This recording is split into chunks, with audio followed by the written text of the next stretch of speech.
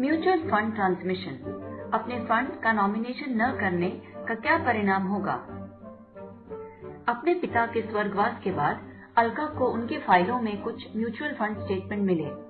जब Alka mutual fund के office में निवेश की रकम मांगने पहुंची तो उसे पता चला कि उसे अपनी मांग सिद्ध करने के लिए कुछ और दस्तावेज पेश करने होंगे, क्योंकि उसके नाम पर फंड का नॉमिनेशन नहीं हुआ है। अलका की समस्या अनोखी नहीं है। नॉमिनेशन कानूनी तौर पर अनिवार्य नहीं, निवेशक की इच्छा हो तो नॉमिनेशन कर सकता है। इसलिए अक्सर निवेशक नॉमिनेशन की ओर ध्यान नहीं देते। सवाल ये उठता है कि नॉमिनेशन का क्या महत्व है? अगर सही तरह से नॉमिनेशन किया हो तो निवेशक की मृत्यु के बाद उसके म्यूचुअल फंड यूनिट आसानी से नॉमिनी को मिल जाते हैं। इस प्रक्रिया को ट्रांसमिशन कहते हैं। ट्रांसमिशन का अर्थ है कि निवेशक की मृत्यु के बाद उसके म्यूचुअल फंड यूनिट को अधिकार सिद्ध करने वालों को सौंप देना। यदि अलका के नाम उसके पिता ने नॉमिनेशन किया होता तो वो नॉमिनी कहलाती और आसानी से निवेश पूंजी पर अपना अधिकार सिद्ध कर पाती। यदि अलका नॉमिनी होती तो ट्रांसमिशन की प्रक्रिया सीधा और सरल होता। पहले ट्रांसमिशन फॉर्म को म्यूचुअल फंड के वेबसाइट से डाउनलोड करके भरना होगा। उसके बाद अलका को अपने पिताजी का डेथ सर्टिफिकेट और अपने KYC तथा बैंक अकाउंट की जानकारी भी भेजना होगा। जब म्यूचुअल फंड को ट्रांसमिशन की अर्जी और उचित दस्तावेज मिलेंगे तो अलका के पिता का नाम फोलियो से हटाकर वे यूनिट को अलका के नाम पर ट्रांसमिट कर देंगे।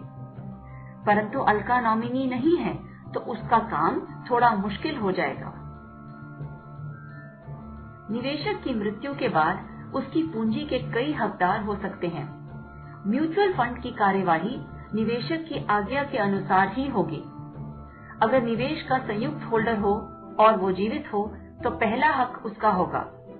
यदि नॉमिनेशन किया हो तो हक नॉमिनी का बनता है।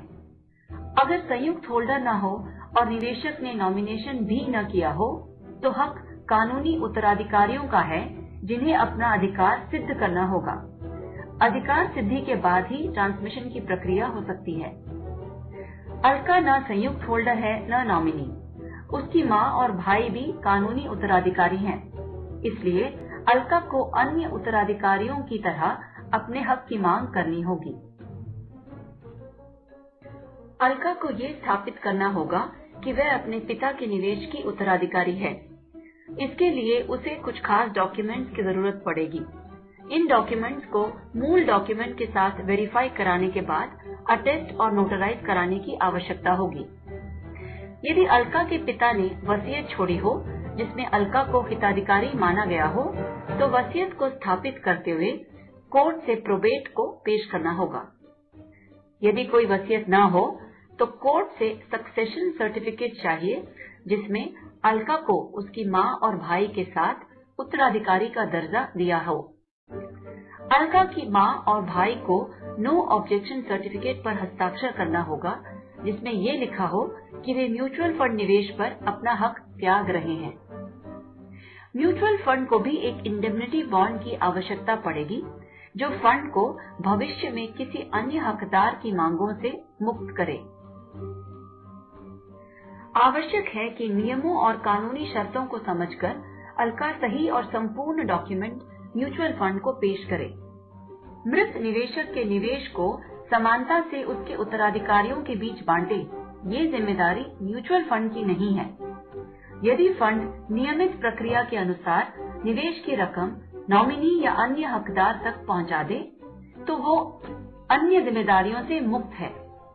यदि हक के विषय में विवाद हो तो अंतिम सेटलमेंट तक म्यूचुअल फंड यूनिट या पूंजी रकम को ट्रस्ट में रखा जाएगा। काश हर काम में सावधानी बरतने वाले अलका के पिता ने नॉमिनेशन की ओर भी ध्यान दिया होता तो अलका को अपने नाम पर यूनिट ट्रांसमिट करवाने के लिए इतना कष्ट न उठाना पड़ता। अलका ने ठान लिया है कि अपने निवेश का उचित नॉमिनेशन करेगी ताकि उसके उत्तराधिकारियों को ट्रांसमिशन में असुविधा ना हो। म्यूचुअल फंड निवेश बाजार जोखिम के अधीन है। योजना संबंधी सभी दस्तावेजों को सावधानी से पढ़ें।